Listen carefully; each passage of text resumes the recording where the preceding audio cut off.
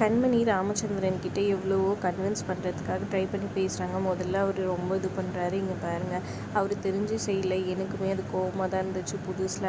அப்புறம் நான் கொஞ்சம் கொஞ்சமாக புரிஞ்சுக்கிட்டு அவர் மற்றவங்களுக்கு தப்பு இதுவும் நினைக்க மாட்டார். ஏதோ இது தெரியாமல் நடந்த விஷயந்தான். அதனால நான் கொஞ்சம் கொஞ்சமாக அக்செப்ட் பண்ணிக்க பார்க்குறேன். இப்போது எனக்கு கொஞ்சம் நஞ்சம் கோவம் தான் இருக்குது. அதுவும் ஆறிடும். நான் அது பழி வாங்கிறதுக்காக என்னென்னமோ பண்ணியிருக்கேன். அதனால தான் இந்த கல்யாணத்துக்கு ஒத்துக்கிட்டு இந்த வீட்டுக்கே வந்தேன். என்னென்னமோ கிறுக்குத்தனம் பண்ணியிருக்கேன். அதெல்லாம் வந்துட்டு இந்த வீட்டில் வந்துட்டு எல்லாருமே உங்ககிட்ட மறைச்சிட்டாங்க. அது சரியும் பண்ணாங்க. மாறன் மாதிரி ஒரு தம்பி கிடைக்க மாட்டான், ஒரு பையனும் கிடைக்க மாட்டான். அவனை புரிஞ்சுக்கோங்க, அவன்கிட்ட நல்லபடியாக பேசுங்க. அதே மாதிரி ராகவன்னு வந்துட்டு எங்கள் வீட்டுக்காரையும் வந்துட்டு வெறுத்துடாதீங்க, அவர் நல்லவர் அப்படின்ற மாதிரி சொல்கிறாங்க.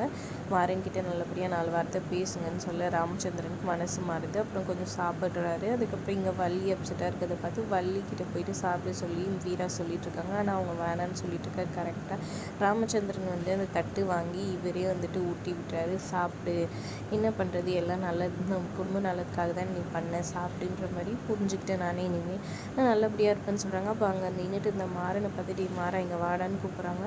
அது கேட்டவுடனே ஷாக்காகி போயிடுறாரு மாறன். அப்படியே ஷாக்கில் இருக்க வீரெல்லாம் போடா மாமா கூப்பிட்றாருலன்னு சொல்ல அப்புறம் சந்தோஷமாக வந்து உட்காரு.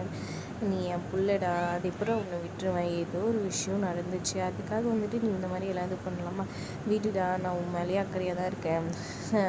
நீ அவ்வளோ நல்லா இருக்கணும்னு நினச்சி நீ குடிச்சிட்டு விழுந்து கிடக்கும்போது எத்தனை நாள் திரும்ப வீட்டுக்கு கொண்டு வந்து உன்னை சேர்த்துருக்கேன். அதெல்லாம் யாருக்குமே தெரியாதுடா, அதெல்லாம் நான் வெளியே சொன்னதும் கிடையாது.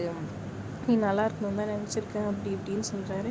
அதை கேட்டு ஒரே மாறன் ஷாக்காகி போயிட்டாரு. இந்த சாப்பிடு, அப்பா கொடுத்தா சாப்பிட மாட்டேன்னு சொல்லி சாப்பிடலாம் ஊட்டி விட்றாரு. அப்படியே மாறன் சந்தோஷத்தில் தெளிச்சு போகிறாங்க. வீடே சந்தோஷமாக இருக்குது. ஒரு பக்கம் செம்ம இதுவாக இருக்குது. அப்புறம் வள்ளிக்கு அவங்க ஊட்டி விட எல்லாமே கரெக்டாக ஓரளவுக்கு நல்லபடியாக போயிட்டுருக்குது.